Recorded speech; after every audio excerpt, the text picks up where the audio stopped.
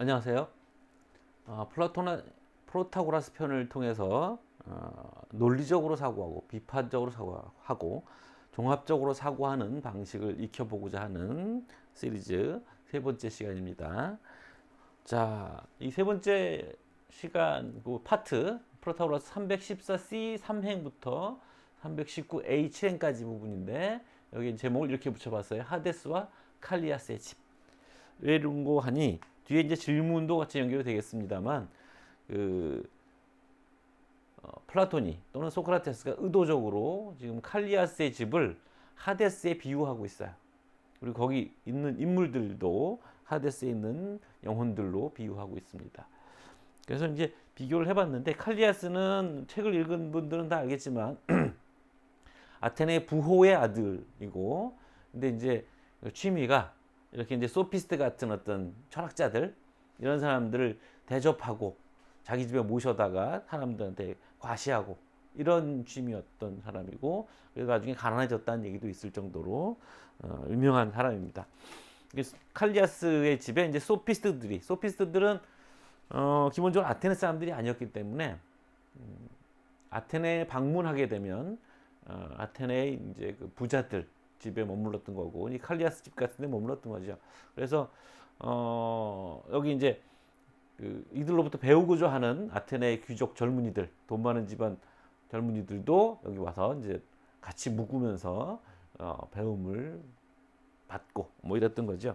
여기 뭐 이제 칼리아스 집과 뭐 하데스가 이렇게 구조적으로까지 동일할 만큼 비유를 한 건 아닙니다만 여기 이제 입구가 있고 여기서 읽으시면은 문지기들이 소크라테스와 히포크라테스가 문을 두들기니까 또 소피스트가 찾아왔다고 문전 박대하는 장면부터 나오죠.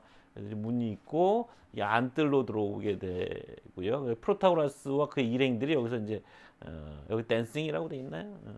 댄싱이라고 돼 있어요. 그래서 뭐 코러스 가무단들이 움직이는 것처럼 움직였다 뭐 이런 얘기 나오는 안뜰이 있고 히피아스가 여기 왕좌처럼 앉아 있었다라고 하는 대목인데 여기 얘기 있고 프로디코스가 이제 구석방에 들어가서 뭐 중얼중얼 한다는 소리가 한 방이 요쯤에 있다는 거죠. 노어맨 문지기가 나오고 여기는 이제 정원이고요. 보통 저번에 얘기했던 것처럼 여자들은 이게 안뜰에 안쪽에 집의 안쪽에 있고 남자들은 이게 문에 가까운 쪽에 외부에 가까운 쪽에 머무는 겁니다. 기본 구조가 이렇게 방이 굉장히 많은 식의 가옥 구조를 가지고 있죠. 자 여기는 하데스에 대한 그림을 여기서 가져왔는데 카론이라는 그 강 스틱스 강을 건네주는 저승의 어떤 뱃사공이 있죠. 저승이 있고 여기 케르베로스라는 머리 셋 달린 개가 또 문을 지키고 있어요. 그래서 여기 좀 애매한데 스틱스강을 건너주고 케르베로스는 뭐 여기 담벼락 같은 게 있으려나요? 그래서 이 문을 지키는 걸로 되어 있고요. 그 다음에 여기 뭐 재판하는 장소도 있고 여기는 이제 타르타로스라고 해서 이게 이제 뭐 무적행, 심연, 어떤 깊은 절벽 뭐 이런 겁니다. 여기 이제 뭐 그 크로노스니 뭐 제우스의 아버지 뭐 이런 존재들이 여기 갇혔다 뭐 이런 얘기도 있고요. 하데스의 궁전 여기 따로 있는 것처럼 돼 있어요. 막 저택이 무슨 뭐 방식처럼 돼 있죠. 그다음에 여기는 이제 축복받은 자들의 섬이라고 엘리시움이라고 영화로도 한번 나왔던 적이 있었던 것이고 여기는 벌 받는 곳 등등의 이런 식의 구조를 갖고 있다 이렇게 돼 있어요. 그래서 이 둘을 비교한다. 그래서 이제 텍스트에 물어보기 첫 번째 플라톤이 여러 암시를 통해서 소피스트들과 그의 추종자들이 있는 칼리아스의 집을 하데스에 비유하고 있습니다. 왜 그럴까? 왜 하데스의 비유를 하고 있는 걸까? 이 비유를 통해서 소크라테스가 또는 플라톤이 하고 싶은 얘기가 뭘까? 이거예요. 자, 그런 얘기를 하기 위해서 텍스트 어디에서 그런 식의 얘기를 하고 있는지를 좀 확인해 봅시다. 첫 번째, 소크라테스는 오디세우스에 비유되고 있습니다. 지금 전체적으로 지금 그 칼리아스의 집을 찾아가는 것을 오디세우스가 하데스로 가는 걸 비유하고 있는 거예요. 오디세우스가 왜 하데스로 가게 되느냐? 하데스는 저승세계입니다. 지하세계죠. 하데스라는 그 그리스 신의 이름이기도 하고 그의 집이기도 하고, 이 얘기는 이제 오디세이아라고 하는 호메로스의 그 서사시에 나오는 장면입니다. 10권에서 11권에 걸쳐 있는데, 그 10권에 보면 오디세우스가 여러분 상식적으로 아시죠? 오디세우스가 트로이 전쟁에 참여했던 영웅인데, 그 전쟁에 승리한 후 고향으로 돌아오는 길에 잘못을 저질러서 신들의 노여움을 사서 지중해를 떠돌면서 이제 모험을 하게 되는데, 이런저런 모험 끝에 10권에 가면 키르케라는 마녀와 같이 살고 있어요. 그래서 키르케가 그 오디세우스를 사랑했는데, 그때쯤 이제 신들이 이제 오디세우스를 용서해 주자라는 논의가 됐고, 그래서 키르케에게 오디세우스를 보내라라는 얘기가 됩니다. 그래서 키르케가 오디세우스한테 나랑 같이 영원히 살자. 나는 신이니까 너를 죽지 않게 해줄 수 있다라고 했는데도 오디세우스가 고향에 돌아가서 나를 아는 사람들 사이에서 죽고 싶다, 이렇게 얘기를 합니다. 그래서 키르케가 어쩔 수 없이 보내주면서 대신에 당신이 고향으로 가기 전에 먼저 저 지하 세계에 가서 죽은 자들의 영혼 중에서 테이레시아스라고 하는 예언자가 있는데, 그에게 앞으로 어떤 일들이 진행된지를 먼저 예언을 받고 나의 섬을 떠나서 집으로 돌아가야 된다라고 이제 조건을 걸죠. 근데 이게 딱 그 장면이, 키르케와 이제 오디세우스 같이 살고 있으니까 침상에서 둘이 앉아서 얘기를 하는데 어둑어둑한 새벽녘이었던 거죠. 요거까지 지금 플라톤이 딱 세팅을 맞춘 거예요. 히포클라스가 어둑 새벽이 찾아와서 소크라테스를 가고 싶어 하지 않은 소크라테스를 끌고, 키르케처럼 끌고 칼리아스의 집으로 가는 거죠. 여기서부터 이제 세팅이 맞춰지기 시작하는 겁니다. 그래서 오디세우스의 모습을 담았어요. 하데스에서 이 테이레시아스를 만난 거죠. 테이레시아스는 유명한 예언자이고, 남자였는데 여자가 됐다가 다시 또 남자가 되기도 한, 여러 그리스 신화 여러 방식으로 등장하는 유명한 예언가입니다.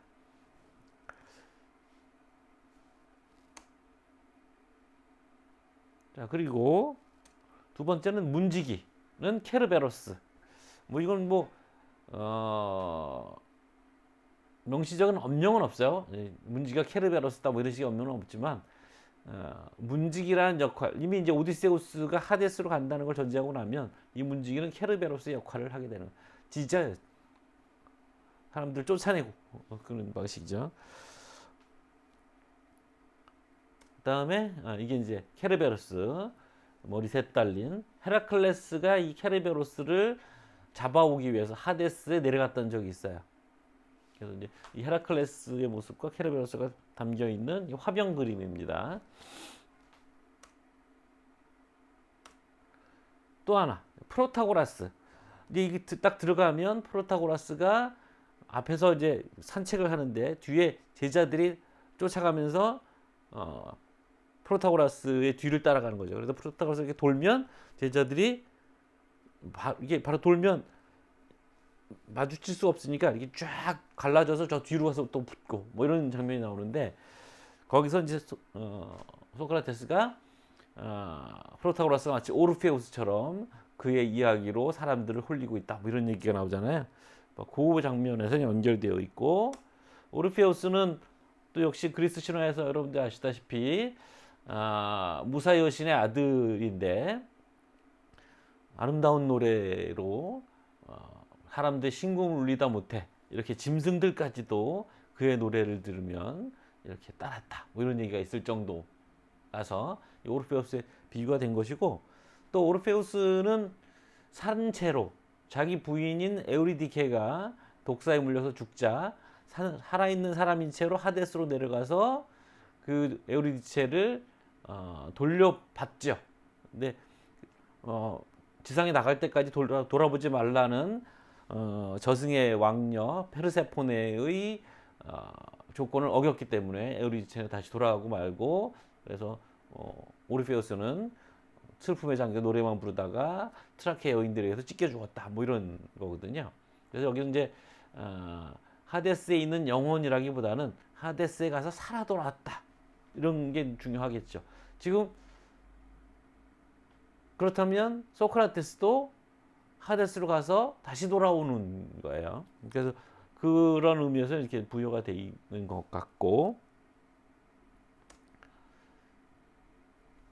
또 히피아스라는 또 소피스트가 뭐 어떤 의자에 앉아서 사람들에게 얘기하고 있다 이렇게 돼 있는데, 여기 헤라클레스의 비유가 된다는 건데 거기 직접적인 얘기는 없어요. 근데 그 사람 다음에 나는 알아챘다 뭐 이런 구절이 나오거든요. 그 사람은 이제 프로타고라스를 얘기하고 그 사람 다음에 내가 알아봤다라는 얘기는 히피아스를 얘기하는 건데, 요 구절 자체가 오디세이아에 나오는 구절입니다. 이 구절을 왜 인용했느냐를 놓고 이제 생각을 좀 해볼 수 있는데, 이 사람 다음에 나는 알아봤다라고 했던 사람이 누구냐면 하나는 오리온, 그러니까 그 하늘의 별자리가 됐던 그 사냥꾼 오리온이고, 또 한 사람이 헤라클레스였어요. 그러니까 여기서 히피아스는 헤라클레스에 비유되고 있는 것이고, 헤라클레스가 12가지의 모험을 하잖아요. 근데 히피아스는 만능 박사거든요. 만물 박사. 그래서 그런 모험과 이 사람이 아는 어떤 지적인 모험들, 이걸 이제 연결지었다라고 이제 학자들이 해석을 합니다. 자, 헤라클레스 가운데가 있는 헤라클레스고, 헤라클레스가 한 모험들을 그림으로 그려낸 겁니다. 헤라클레스 몽둥이, 그다음에 이 사자 가죽 모래 쓴 거.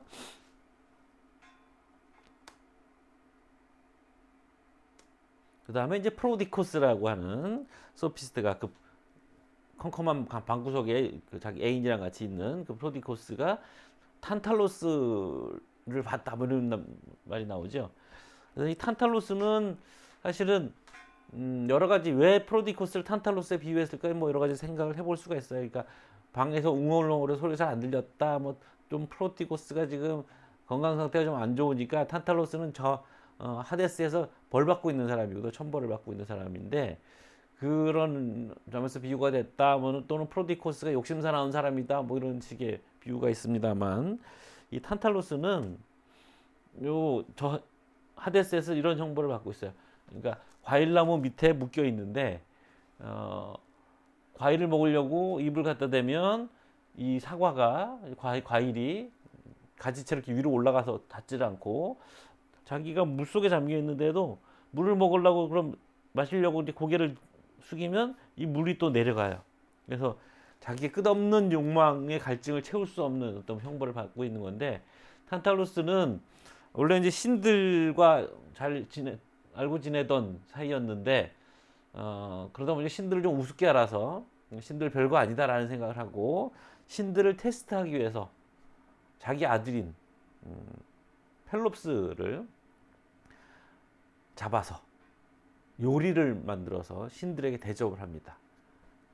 이제 사람 고기인지 아닌지 알아볼 수 있게 테스트해 본 건데, 다른 신들은 다 알고 안 먹었는데, 그때 이제 데메테르 여신만 자기 딸 페르세포네가 실종돼 갖고 그것 때문에 넋이 나가서 펠롭스의 살을 한 점 물어 먹었고, 그래서 신들이 이 탄탈로스를 묻고 그 다음에 음식들을 다 모아서 펠롭스를 다시 살려냈는데, 데메테르가 먹었던 부분이 어깨 쪽지 부분이었어요. 그래서 그 부분은 어쩔 수가 없어서 상하로 떼워서 펠롭스를 다시 살렸다. 뭐 이런 얘기를 하거든요.